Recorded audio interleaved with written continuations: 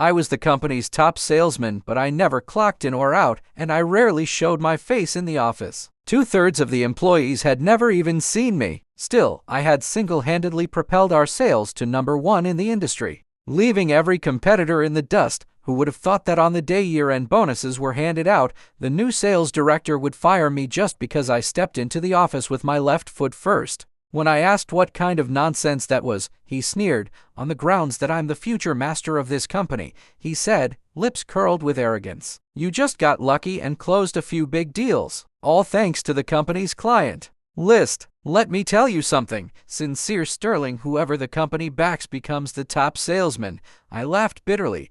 They only saw me not punching a clock. None of them saw the endless days and nights I spent out on the road doing everything I could to maintain client relationships. The truth was, in this industry, people didn't trust the company's brand. They trusted me, sincere Sterling. I pulled out my phone and immediately called my wife. "Since when did you get a new husband behind my back?" I asked. On the other end, Victoria Bishop's voice came through, full of confusion. "Sincere? What are you talking about?" Before she could finish, Ethan Donovan yanked the phone from my hand. His tone changed instantly into something soft and pitiful. "Victoria, you have to come quick. Sincere's causing a scene at the office." I heard her voice instantly fill with worry. "I'm on my way." Click. The line went dead. A wave of relief washed over me. At least she still cared. Maybe this Ethan guy was just stirring up trouble. I turned to Ethan and stared him down. "Do you even know this company belongs to my wife? What right do you have to fire me?" He chuckled, full of smugness. "Of course I know Victoria owns the company," he said.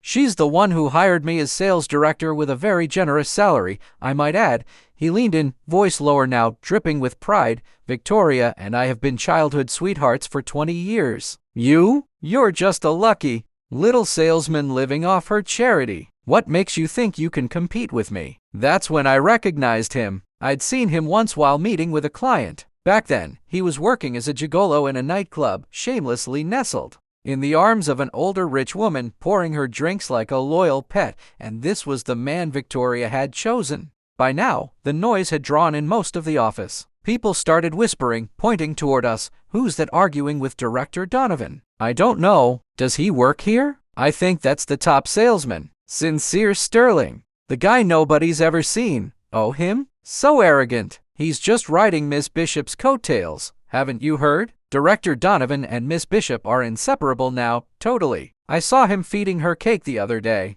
"Yeah, he's probably the future boss. That Sterling guy's a nobody." Every word was like a pin stabbing into my skin. Ethan saw it all and looked even more pleased with himself. He raised his voice so the whole room could hear. "Sincere, Victoria was kind to let you tag along for so long. And now you're addicted to being a freeloader? Can't even leave on your own? Don't worry, I'll help you out the door today." My heart dropped, inch by inch, but my expression didn't budge. I spoke clearly, each word echoing in the room. "Everyone here knows how much profit I've brought into this company over the years. I'm one of the founders and a major shareholder. Unless I choose to leave, no one has the right to order me around." The office went quiet. Ethan's face paled for a second. Then, out of nowhere, a new intern stepped forward. She jabbed her finger in my face and burst into laughter. "Wow! A founder? A major shareholder? What a joke! So shameless!" Her voice rang out with mocking delight.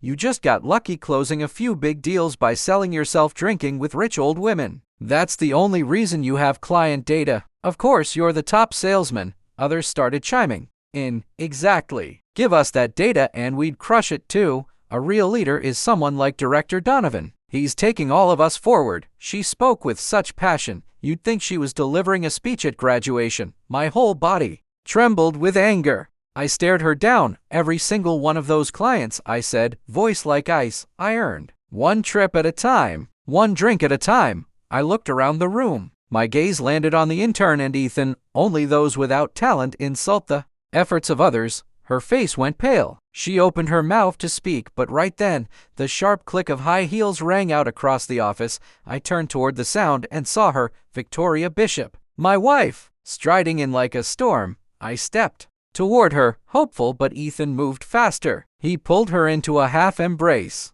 Their bodies touched like it was second nature. I froze. Victoria marched toward me and smack, a loud, crisp slap landed hard on my cheek. Sincere, what is your problem? She snapped, pointing right in my face. Why are you bullying Ethan? Who do you think you are? I clutched my cheek, stunned. Her words stabbed deeper than any slap could. In that moment, even a fool like me could see the truth, what the employees had been whispering. It was all true. Victoria had been cheating on me for a long time. Rage surged through my chest like fire. I looked her in the eye, my voice shaking. Victoria, we're husband and wife. You're really going to burn this bridge for him? I swallowed hard. I worked myself to the bone to build this company for you. You may not respect what I've achieved, but at least don't deny the blood and sweat I've poured into it. Is this really how you repay me? Before she could say anything, Ethan, still holding her, jumped in first. You just don't understand women, Sincere. What a woman needs most is warmth, companionship. Did you ever give her that? I stared at his smug face, feeling sick. Victoria looked down at him lovingly, then turned to me, her expression full of disgust. Did you hear that, Sincere? Ethan is 100 times better than you. He's gentle, considerate. He actually helps me manage the company and make money. She sneered. Unlike you, you're never home. You just mess around outside. You're useless. I laughed, bitter and broken. Back when the company was just a tiny startup, barely staying afloat, she was the one crying, begging me to stay by her side. She swore she'd marry no one else, and I believed her. I turned down offers from top-tier firms. I chose to stay. For her, I threw myself into sales, negotiating, drinking until my stomach was shot, smiling through everything. I worked day and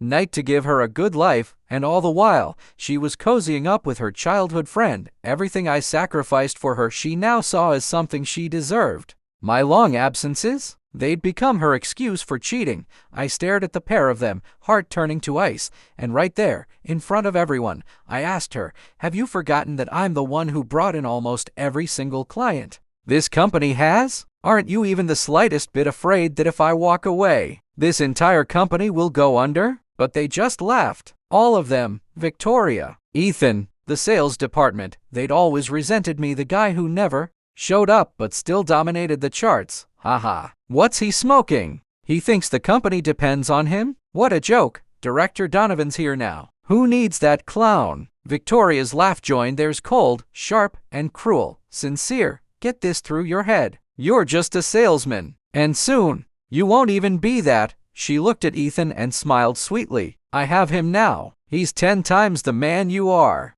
Then she turned to me, eyes full of scorn. You're nothing but a used-up pawn. And I'm done with you. I stared at her, every part of me shattered. Fine, I thought.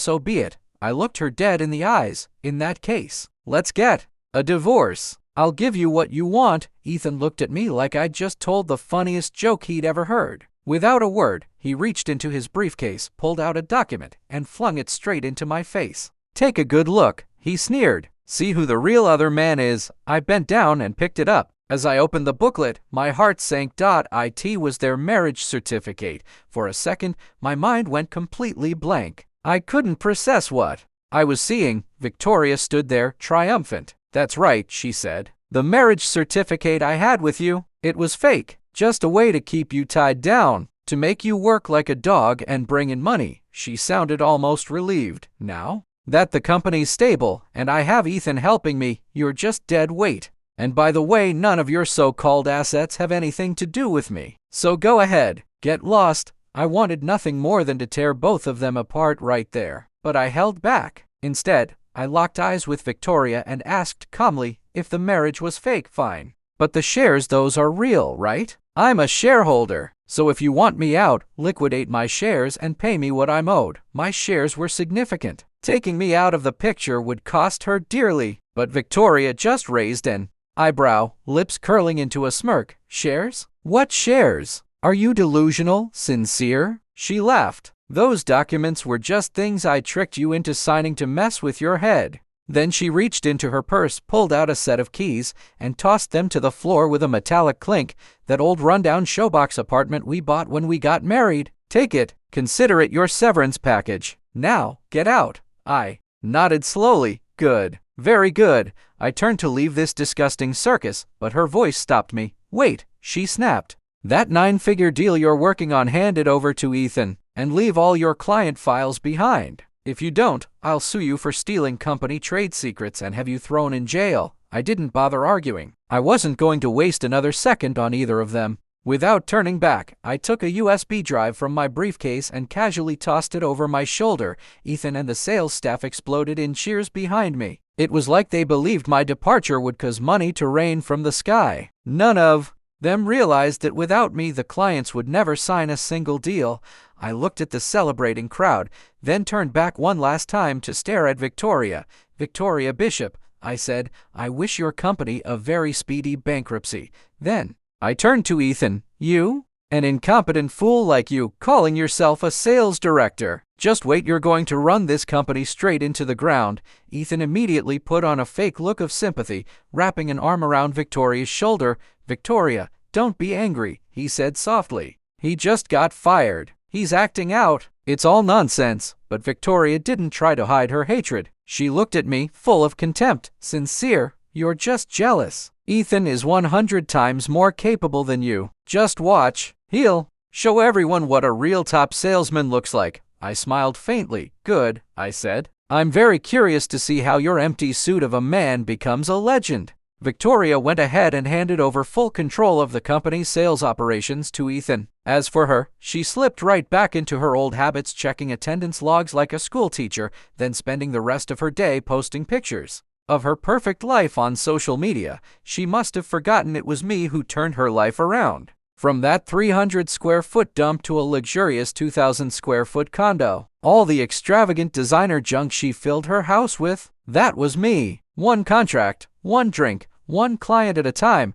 I gave myself a week off, but that week, my phone nearly exploded with calls, headhunting agencies, CEOs, partners, one offer after another, each one more tempting than the last. And right at the top was the industry's true titan, Shanghua Group. The president herself, Helena Marshall, personally called me 3 times. Her offer? Irresistible. Sincere. Come to Shanghua, she said. I'll give you 50% of the group's shares. You won't be my employee, you'll be my partner. We'll run this whole thing together. I accepted. But what I didn't expect was that on my first day at Shanghua, Victoria would show up dragging Ethan along, ready to pick a fight. Helena was in the lobby, flanked by all the top executives. They had prepared a full welcome ceremony for me, but before she could even begin her speech, Victoria's shrill voice echoed through the entrance. Sincere Sterling, you ungrateful backstabber. She shrieked. Isn't it enough that you leeched off me all these years? Now you join my biggest rival just to spite me and steal my business? She jabbed her finger toward me, eyes wild. Ethan stood beside her, voice dripping with condescension. Sincere, he said, you should know better than to burn your bridges. A grown man like you, so petty it's pathetic. I didn't flinch, Miss Bishop. Director Donovan, I said calmly, if I remember right, you once said, whoever the company puts its resources behind becomes the top salesman. And you also said I was just a useless freeloader, a discarded pawn. I paused. Well then, what threat could a worthless man like me possibly pose to your company? The color drained from both their faces. Just then, Helena stepped forward. Tall, commanding. With just one glance, she cut Victoria's fire in half. Miss Bishop, she said smoothly. Right now, I'm welcoming Shanghua's new co-president. Are you here to offer congratulations? She smiled, then tilted her head toward the entrance. If not, I'll have to ask you to leave. Security? A line of tall, grim-faced men in black suits stood ready. My security team is top tier, Helena continued. Unlike some people, I don't mistake fakes for pearls. She paused, then added sharply, oh, and by the way, at Shanghua, we don't care about punching time clocks. If you bring in profit, I don't care where you spend your time. Every word hit Victoria like a slap across the face. Her expression turned a sickly purple. She trembled with rage, but on Shanghua's turf, she couldn't throw a fit. In the end, she resorted to a final weak threat. Hey Ev, he's just a salesman. Don't get cocky, Helena. My company will thrive without him. We're about to sign a 9-figure deal. Let's see who's laughing then. Clearly thinking she'd regained some dignity, she grabbed Ethan's arm and stormed out. I watched them go, then turned to Helena. That 9-figure deal? They're not signing anything. Don't worry. Helena didn't even ask why. She just smiled. I trust you. And she meant it. After joining Shanghua, it only took me 1 week to sign 3 massive contracts, each worth tens of millions. The moment clients heard I'd moved, they came looking for me. Some were even willing to pay penalties just to cut ties with Victoria's company and sign with me instead. Meeting after meeting, dinner after dinner, Shanghua's numbers started soaring at a terrifying pace. Meanwhile, things weren't looking so good for Victoria. Once Ethan took over, he couldn't close a single deal. He tried calling every contact I left behind, but only managed to offend them. Most either hung up immediately or asked one simple question: "Where's Sincere?" After being rejected over and over again, Ethan turned bitter and cruel. He obsessed over attendance and performance. 1 minute late, $500 deduction. Missed the impossible sales targets. You didn't just lose your salary, you ended up owing the company. The entire office descended into panic and resentment. In just 2 weeks, 2/3 of the sales staff quit. Even Shanghua began receiving their resumes. It was only then Victoria realized the money wasn't coming in anymore. It was only going out. And fast. She started to panic. One day, an old client of mine, Mr. Windsor, invited me to dinner. He was the biggest partner in our field. His orders alone could support over half of Victoria's company. When he heard I'd joined Shanghua, he didn't hesitate. He didn't hesitate for even a second. Mr. Windsor immediately terminated all his partnerships with Victoria's company. Then, he personally called me to arrange this dinner, wanting to sign a new, even larger contract. And ironically, it was the very same 9-figure deal Victoria had been bragging about in front of Shanhua's office. We were in a private room, just Mr. Windsor and me, having a pleasant and productive conversation. After a few drinks, the details of the contract were more or less finalized. But just as things were wrapping up smoothly, the door suddenly burst open violently. Victoria and Ethan stormed in, their faces twisted with rage. It was obvious they hadn't been having the best time lately. Victoria had dark circles under her eyes, and her face had lost its usual glow. Ethan didn't look any better, disheveled, his hair messy, and a generally worn-out appearance. Victoria charged at me like a madwoman. "Sincere, you despicable creep!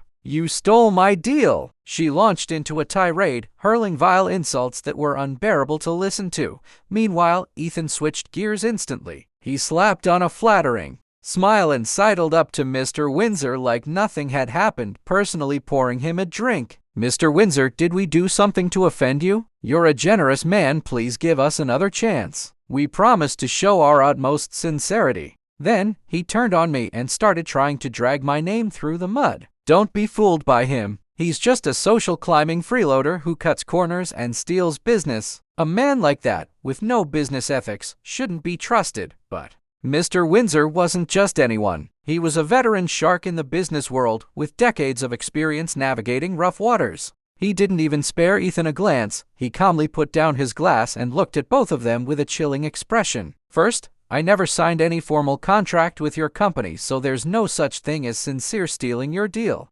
Second, who I choose to partner with is my decision, and not for you to dictate. Third, I'm the one who sought Sincere out. I do business with the man. Wherever he is, that's where my business is. I trust him fully." His words were like sharp daggers. The color drained from both Victoria and Ethan's faces, leaving them pale as ghosts. But even after such humiliation, they refused to back down. Victoria forced a smile. It looked more like a painful grimace and said, "Mr. Windsor, we were wrong this time. We apologize. Even if business doesn't work out, goodwill remains. We've worked together for so many years. Please, just give us one more chance. Let us treat you to a meal." They were clearly trying to use their past partnership to get back in his good graces. After all, over dinner and drinks, when people loosen up, things can change. Mr. Windsor frowned, clearly annoyed. I discreetly passed him a glass of detoxifying tea, silently letting him know it was his call.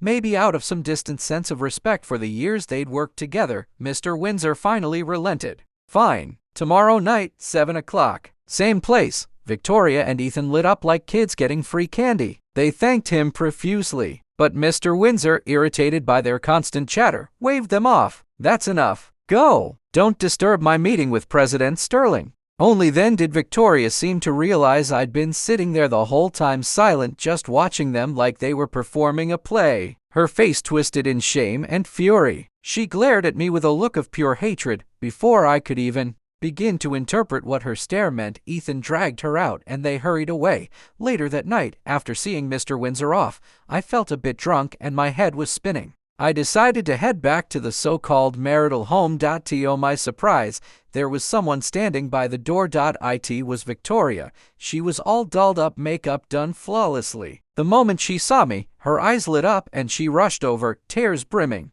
in her eyes like she was about to cry. "Sincere, don't you love me anymore? Why didn't you give me any face at dinner today? Didn't you used to dote on me the most?" Looking at her fake, pitiful act made my stomach turn. I sneered. "Dote on you? When you slapped me in front of the entire company for your precious brother, did you think about my dignity then? When you tricked me with a fake marriage certificate and played me like a fool, did you care if I was hurting?" She quickly realized she couldn't win with logic and switched tactics. Her body went limp as she tried to collapse into my arms, an old trick of hers. Whenever she acted weak and coquettish, I'd always soften, but this time, I was just repulsed. I stepped aside. She nearly fell, catching herself on the railing. I stared coldly at her. "Miss Bishop, please have some self-respect. I don't take back the trash. Thank you." My words hit her like a slap, and her face went pale. But she quickly recovered, forcing a triumphant smile as she pointed at the door behind me. "Sincere, stop pretending. If you really didn't care about me, why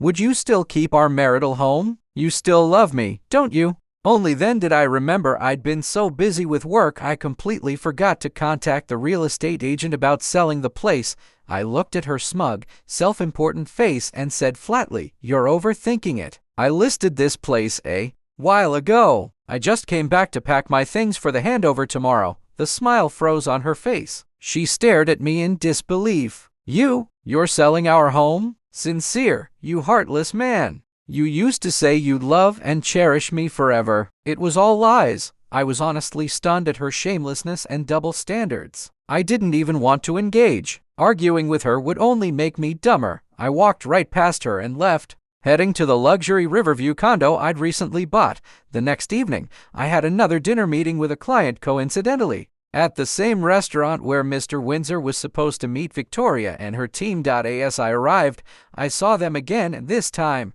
they had an extra guest. It was that same intern, the one who once stood in the office and accused me of selling my body. Just as Mr. Windsor's car pulled up, I was about to greet him, but the intern rushed forward like a dog guarding its territory and shoved me aside. "Get away from us, you creep," she hissed, glaring like I'd insulted her ancestors. Mr. Windsor frowned in visible displeasure. I gave him a helpless smile, silently letting him know it was fine. The intern, completely oblivious to Mr. Windsor's reaction, led him to a table in the main dining hall. I couldn't help but laugh internally. A major business negotiation, and they didn't even book a private room? Just a public lobby table? What kind of amateur move was that? Soon after, Victoria and Ethan arrived late as usual and went straight to Mr. Windsor's table. Victoria, acting like she still owned the room, told the intern, "Lily, go order the food. We need to have a good talk with Mr. Windsor." Mr. Windsor, who had just reached for the menu, paused midway, then silently set it back down.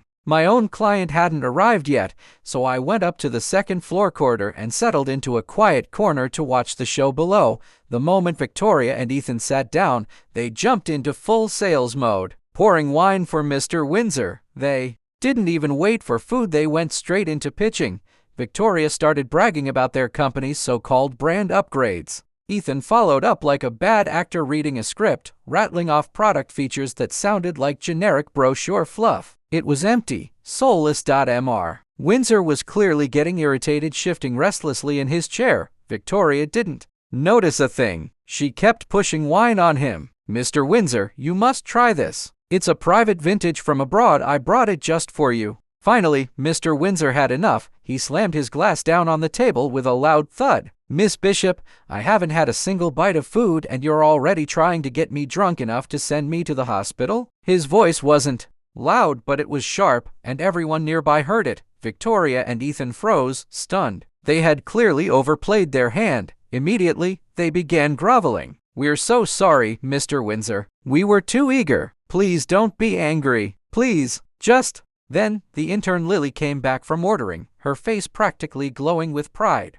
She looked at Victoria and Ethan like a loyal dog saying, "I did good, didn't I?" and gave them a confident nod. The waiter began bringing out the dishes one by one. Not just Mr. Windsor, but Victoria and Ethan as well looked completely petrified. 3 cold dishes, cucumber salad, winter mushroom salad, and vermicelli noodle salad. 1 hot dish, scrambled eggs with tomato. 1 meat dish, fried chicken with ketchup. Meanwhile, the intern was enthusiastically beckoning Mr. Windsor over. "Mr. Windsor, please eat. These are all my favorite dishes. I'm telling you, the scrambled eggs with tomato at this place? To die for." Mr. Windsor's face darkened so much, it looked like ink might drip from it. Only his good manners kept him from flipping the table over and walking out. He glanced at Victoria, his smile completely humorless. "Miss Bishop, your employees certainly have a sense of humor." Incredibly, Victoria didn't even pick up on the sarcasm. She actually thought he was complimenting the company's atmosphere. She immediately responded with an obsequious smile. "Yes, Mr. Windsor, we often eat simple home-style meals together. We're all like a family here. The atmosphere is very relaxed." The intern, even more clueless, started digging in herself.